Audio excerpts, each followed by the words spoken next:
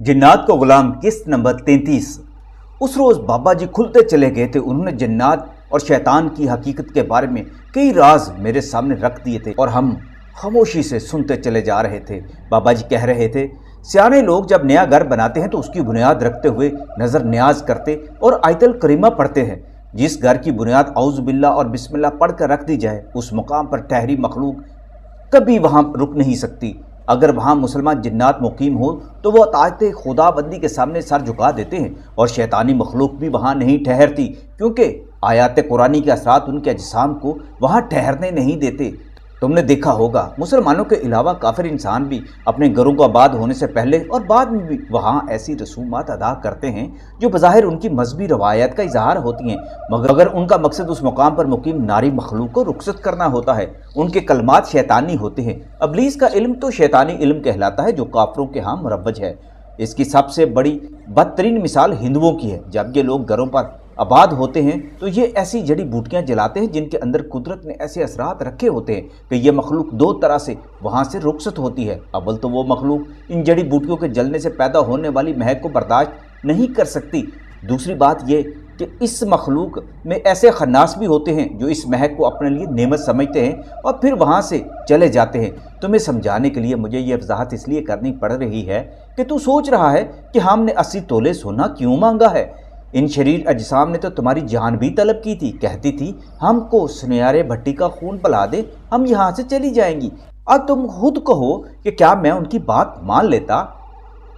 अगर मैं इनको कत्ल कर देता तो फिर हमारे और इस मखलूक के दरमियान लड़ाई का आगाज हो जाता। हम मुसलमान जिन्नात, काफिर जिन्नात और शैतानी मखलूक में हक व बातिल की लड़ाई होती रहती है। वो तुम्हें नज़र नहीं आती, हम दुनिया पर जाहिर नहीं होते। अगर हम इस हिजाब फितरत की खिलाफ वर्जी करेंगे तो इंसानी बस्तियां तबाह हो जाएंगी, घर बुनियादों से और छतों से उड़ जाएंगे। हर सू तुम्हें मट्टी और हवा के बगोले नज़र आएंगे तो फिर इसका क्या असर होगा? ये कि इंसान दहशत ज़दा हो जाएंगे और फिर इस पर हमारी पकड़ भी होगी। मेरे बच्चे, हमें बहुत मुहतात रहना पड़ता है। हम इस पकड़ से डरते हैं। हम जानते हैं कि नारे जहन्नम क्या है। हाँ, हम तुमसे ताउन करते हुए इन्हें यहाँ से हिजरत कर जाने पर आमादा करेंगे। इसके लिए हमें उन्हें कीमत चुकानी होगी। हमें बहुत सारे जानवरों की कुर्बानी भी करनी होगी जो तुम्हें और हमें पसंद नहीं हैं। हम इस एहतमाम का भी ख़तरा मोल नहीं ले सकते। हम ये सोना इन्हें देंगे या फिर इन मजलूम ग़ुलामों को ये सोना देंगे जो इसके बदले यहाँ उन्हें ऐसी ग़ज़ाएँ मुहैया कर देंगे जो उन्हें पसंद हैं। हम अपने हाथों को गलीज नहीं करेंगे और हाँ, हमारे होते हुए अगर इनमें से किसी ने किसी इंसान को जानी नुकसान पहुँचाने की कोशिश की तो रब्बे ज़ुल जलाल की कसम हम उन्हें फौरी कत्ल कर देंगे। और ये कि हमने उन्हें कह दिया है। इस मखलूक को राज़ी करके वादा लेकर इंसानी बस्तियों से बेच देना, तुम्हारी अपनी रवायत में भी यही मिलता है। उस रोज़ मैंने महसूस किया कि बाबा जी सरकार बहुत खुलकर बातें कर रहे थे। उनकी उम्र रफ्ता के राज और मखलूक नार की पुरसरार रवायात से भी मुझे आगाही हो रही थी। गोया बाबा जी सरकार पर वजद तारी था। इस मरहला पर गफलत इख्तियार न की मैंने और अपनी मालूमात जिन्नात के लिए सवाल दाग दिया। मेरा ये सवाल बहते पानियों पर एकदम से तलातम बर्पा कर देने के मुताबिक था, लेकिन अब मुझे ये यकीन हो चुका था कि बाबा जी सरकार मुझसे नाराज़ नहीं होंगे। सरकार, ये मखलूक इब्लीस जो इस घर के सुकून को गारत कर रही थी, महज इस वजह से इनसे दुश्मनी ले रही थी कि उन्होंने इनकी बस्ती पर कब्जा कर लिया था। सरकार, ये घर तो बहुत छोटा है, इनकी बस्ती इस घर के अंदर कैसे समा सकती है? मेरी ये बात सुनकर सुनहरे भट्टी के मुंह से हूँ निकल गया, जिसका मतलब था कि वो अभी तक शक व शुबा में मुब्तला था और गोया उसका हूँ कहने का मतलब था कि ये हुआ ना सवाल। बाबा जी ने कदर खामोशी के बाद मेरे सवाल का जवाब दिया। इसी दौरान उनकी भराई हुई सांसों से महसूस हो रहा था कि वो कमरे में चहलकदमी कर रहे हैं। कहने लगे, तुम्हें नहीं मालूम कि ये मखलूक के मख्फी की असल जिसामत क्या है और इनके मामूलात क्या हैं? अगर मैं तुम्हें ये कहूँ कि अंजीर के इस एक दरख्त की एक शाख पर हज़ारों जिन्नात और इब्लीसी मखलूक क़याम कर लेती है तो तुम हंस दोगे, लेकिन ये हकीकत है मेरे बच्चे, जिसे तुम्हारी साइंस भी तस्लीम करती है। ज़रा गौर से सुनो। अगर तुम एक छोटा सा कतरा खुर्दबीन के नीचे रख कर देखोगे तो उसमें तुम्हें हज़ारों जरासीम नज़र आएंगे। उन जरासीमों की तादाद तुम्हें उस वक्त मालूम होगी जब तुम उन्हें देखने के लिए خردبین کا سہارا لو۔ یہ میں حیران ہوں، تم انسانوں نے اپنی ایجاد سے یہ نظریہ کیوں نہیں تسلیم کر لیا کہ ہوا میں یہ مخفی مخلوق ان جراثیموں کی طرح ہو سکتی ہے جو نظر نہیں آتے، اور ہر انسان ان کا شکار بھی نہیں ہوتا۔ لیکن جب کوئی انسان کسی ایسے جراثیم کا شکار ہوتا ہے جو جان لیوا ہو، کسی بیماری کو پھیلانے کا موجب بنتا ہو، تو تم اس مخصوص بیماری سے نجات کے لیے معالج سے رابطہ کر لیتے ہو، ادویات استعمال کرتے ہو، عمل جراحی سے گزرتے ہو۔ بس یہ جان لو کہ یہ شیطانی مخلوق ان جراثیموں سے زیادہ مہلک ہے جو تمہارے خون میں گردش کرتے رہتے ہیں۔ ایک انسان کے اندر اس قدر جراثیم ہوتے ہیں کہ تم ان کا شمار نہیں کر سکو گے۔ ان جراثیم کے باہر کے جراثیموں کے ساتھ جب ملاب ہوتا ہے تو اندر شرارے پھوٹتے ہیں، مگر یہ تمہیں نہیں معلوم ہوتا۔ مگر جب طبیعت خراب ہوتی ہے، ٹیسٹ کراتے ہو، علاج شروع ہوتا ہے، تو تب معلوم ہوتا ہے بیماری کیا تھی اور اس کا علاج کیسے کیا گیا۔ میں چونکہ خود بھی جنات کی دنیا میں ایک طبیب ہوں، حکیم ہوں، اس لیے میں مطلب کی روح سے یہ سمجھا رہا ہوں کہ تم جانتے ہو کہ یرکان کے مریض کو مرگی کی دوا دے کر ٹھیک نہیں کیا جاتا۔ غور کرو تو تمہیں معلوم ہو جائے گا کہ یہ علاج معالجے دراصل نظام قدرت کو سمجھنے کے اشارے ہیں۔ بالکل اسی طرح ہماری مخلوقات کے معاملات کو بھی سمجھا جا سکتا ہے۔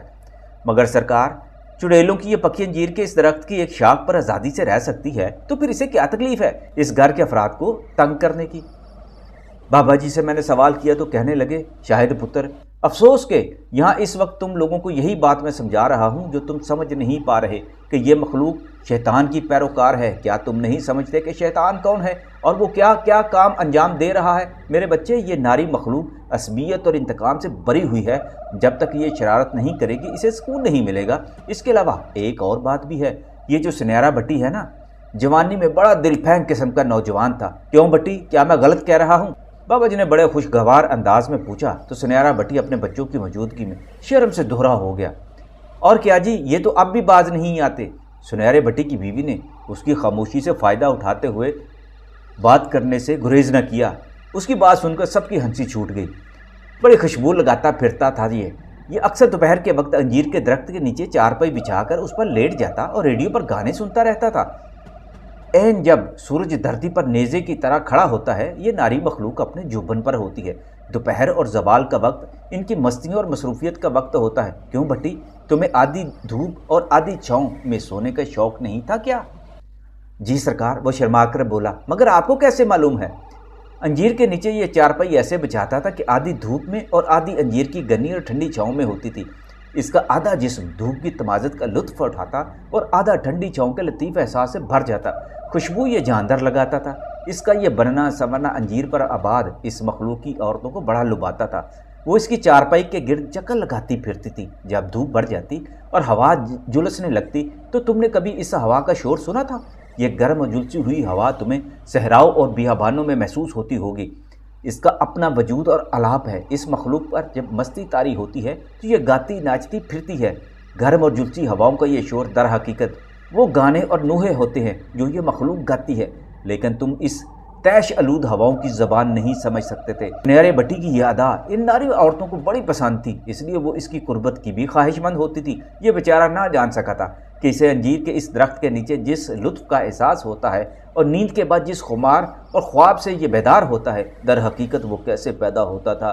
یہ جن زادیاں اس کے ساتھ کیا کیا خرمستیاں کرتی تھی، یہ اس سے بیگانہ ہی رہتا تھا اور وہ اپنا مزہ لے جاتی تھی۔ یہ تو بس اس خمار اور خواب کا رسیہ تھا۔ اگر بٹی اجازت دے تو میں اسے یہ کہانی بھی سنوا سکتا ہوں، اسے ان چڑیلوں کی زبانی جو اس کی طلب میں رہتی تھی۔ بابا جی نے کہا تو سنیرا بٹی جلدی سے بولا، کیا فرق پڑتا ہے بابا جی؟ اچھا، اس بڑی محفل میں سننا پسند کرو گے؟ شرم کرو بٹی، بوڑھے ہو گئے ہو مگر تمہارے اندر کی ہوس نہیں گئی۔ اپنے بچوں کے سامنے کہتے ہو کہ مجھے یہ کہانی سناؤ، کہ یہی کہنا چاہتے ہو؟ اس کی بیوی اس پر برس پڑی تو اس کا بیٹا بولا، اماں جی کیا کرتی ہیں، چھوڑے ان باتوں کو۔ وہ تو میں اس لیے کہہ رہا تھا کہ یہ تجربہ ذرا مختلف ہے۔ مجھے تو آج تک احساس نہیں ہو سکا سرکار کہ کسی دوسری مخلوقی عورت بھی مجھ میں دلچسپی لیتی ہوگی، اس لیے ذرا میرا دل مچل گیا۔ فضول باتیں نہ کریں جی، ورنہ یہاں میں سارے کرتوت سنا دوں گی۔ اس کی بیوی کو جیسے آج موقع مل گیا تھا۔ غازی اور شاہ صاحب میرے پاس کھڑے تھے اور ہم تینوں ان کی باتیں سن کر ہنس کر دورے ہو رہے تھے۔ سرکار اگر اجازت دے تو میں بٹی صاحب کو دوسرے کمرے میں لے جاؤں اور انہیں داستان عشق سنوا دوں۔ غازی سے نہ رہا گیا، وہ ان سے بات کر اسے چھیڑنے لگا۔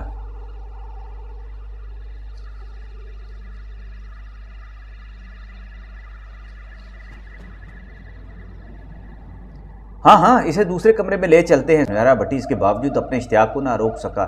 وہ یہ کہانی سننے پر بےضد ہو رہا تھا۔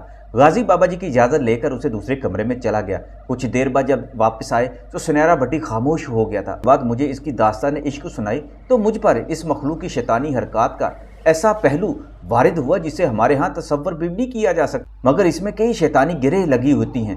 غازی اور سنیرا بھٹی کی عدم موجودگی میں بابا جی سرکار نے تاسو برے انداز میں ایک جملہ کہا۔ انہوں نے کہا تھا، اللہ تعالیٰ نے اپنے رسول کریم صلی اللہ علیہ وآلہ وسلم کی امت کو بہترین امت کا درجہ دیا اور اس پر قرآن پاک جیسی کتاب نازل فرمائی، رشد و ہدایت کے ایسے اسباق دیے کہ اگر یہ مسلمان سوتے جاگتے، گھر سے نکلتے، گھر کے اندر آتے، کھانے پیتے، گویا اپنے معمولات کے دوران اداب قدرت اور ذکر الہی کرتے رہیں تو یہ بدکار مخلوق ان پر اثر نہیں کر سکتی۔ بے شک، میں نے کہا، بے شک بابا جی آپ نے درست فرمایا، ہم لوگ اسلامی اداب اور طرز حیات کو بالکل بھول گئے ہیں، اس لیے تو یہ مخلوق ہماری زندگیوں میں شدید مداخلت کرتی ہے۔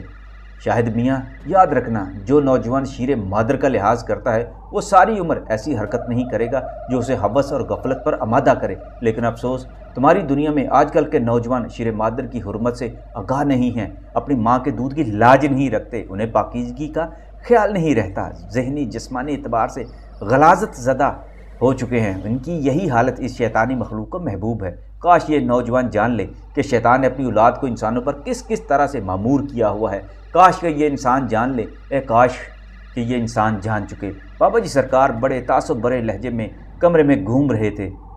بابا جی کی باتیں سن کر میرے دل میں خیال آیا اور میں نے سوال کیا، سرکار مجھے بتا دیجئے، میں جاننا چاہتا ہوں کہ ابلیس کی اولاد ہمارے کن کن معاملات پر معمور ہے؟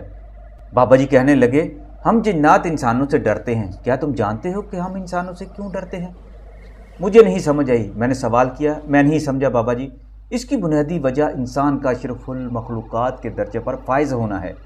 مگر کیا آپ ہر انسان سے ڈرتے ہیں؟ اس بار میں نے بابا جی سے سوال کیا تو وہ بولے، دراصل انسان نے خود اپنی وسیلت کھو دی ہے میرے بیٹے، اس لیے جب جنات ہر انسان سے نہیں ڈرتے تو جنات علم و فضل میں یکتا انسانوں سے ہی ڈرتے ہیں۔